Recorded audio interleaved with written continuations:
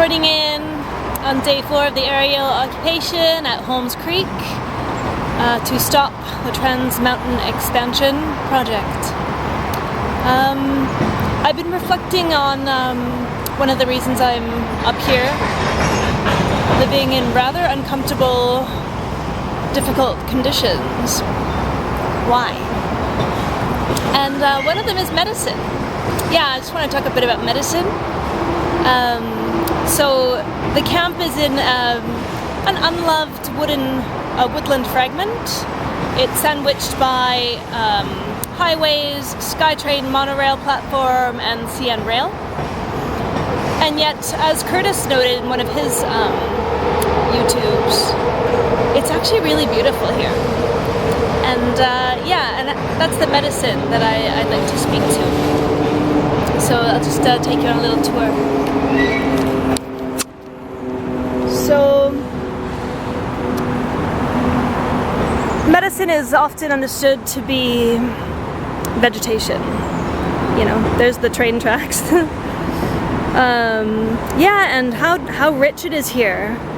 Everything from, big leaf maple and cottonwood, which are holding me up. And then there's a beaked hazelnut there. Yeah, not the hazelnuts that make Nutella, but of great value to Pacific Northwest traditional diets. There's also, if you look down, there's sword ferns, massive fern, Indian plum, which is turning yellow in leaf. You can just see Holmes Creek down there. Lots of good stuff, including blackberries. Yep, invasive, yep, exotic. Still got something to it, if only to make us question our dichotomous thinking about us versus them, native versus non-native. I do want to acknowledge that we are on the unceded territory of the Coast Salish peoples, including the Tsleil-Waututh, Coquitlam, Stolo, Squamish, Musqueam. Gosh, I don't think I'm going to remember them all right now. Please forgive me.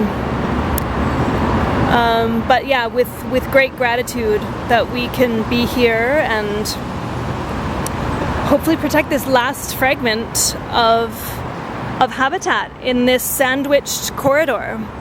So yeah, think about, this might be an unloved forest fragment, but it is so important to wildlife, to air quality, to water quality, and look, even to people. So there's some medicine that might be social medicine, coming together over issues that matter. I quite like this snag here, this dead tree, covered in mosses and lichen. You can kind of see the cottonwoods behind there too. Actually, the snag dropped a branch the other night. Huge crack. I was very glad not to be underneath it. But yeah, however fragmented and kind of encapsulated this spot is, it's still super important, and there's no reason why it should be cut down for the purpose of a pipeline. And that's the thing. We've been doing pipelines since, let's say the Industrial Revolution. Isn't it time that we kind of grow up? It's been talk about peak oil for a long time, and nothing's happened very fast. So, stop Trans Mountain Expansion. It's not financially legit. It does not have consent. Many First Nations are opposed to it, which means they have not given their consent, which means it's illegal. It is not permissible. And, we're in a climate crisis. In case anyone forgot, we're also in an extinction crisis. This is not the time to be building pipelines. That minimum of $17 billion, which is paid by the taxpayers. When did I ever get asked if I want to own a pipeline? Nobody asked me, and now I have to pay for it? Rip off! So yeah, those 17 billion, and that's a minimum price tag, could go to much better things. I think that's all I gotta say. Hope you got some good medicine in your life.